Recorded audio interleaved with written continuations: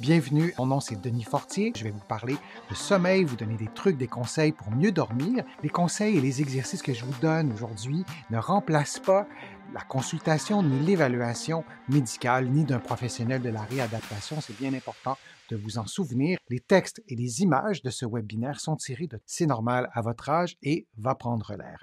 Alors maintenant, je vais vous donner des conseils en rafale pour mieux dormir, des conseils très concrets.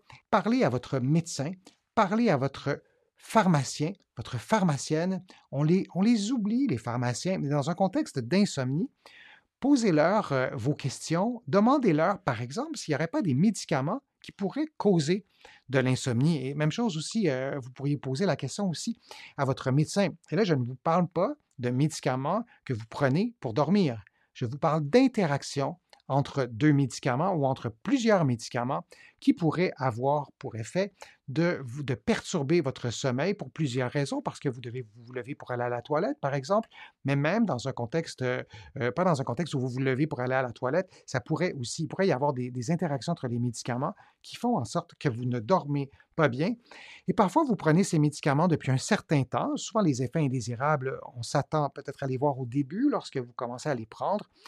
Mais qui sait, demandez à votre pharmacien si ça pourrait être une des causes, parce que si c'est la cause, ben peut-être qu'il n'y aura rien d'autre qui réglera le problème, mis à part le fait de peut-être soit changer de médicament, changer la dose. Évidemment, ce n'est pas moi qui va vous donner un conseil sur ça et il faut que vous soyez évalué, il faut que la personne connaisse votre dossier. Vous n'allez pas chercher ça avec deux, trois clics sur Internet.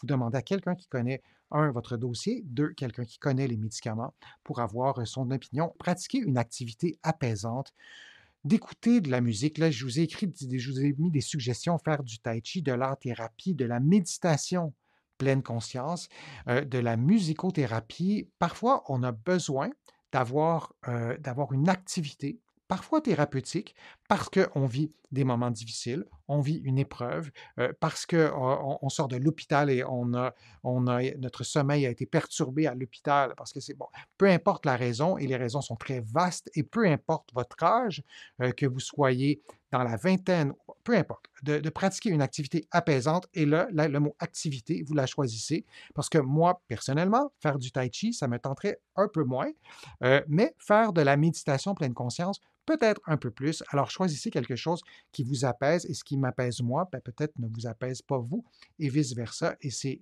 vous qui êtes important dans le choix de cette activité.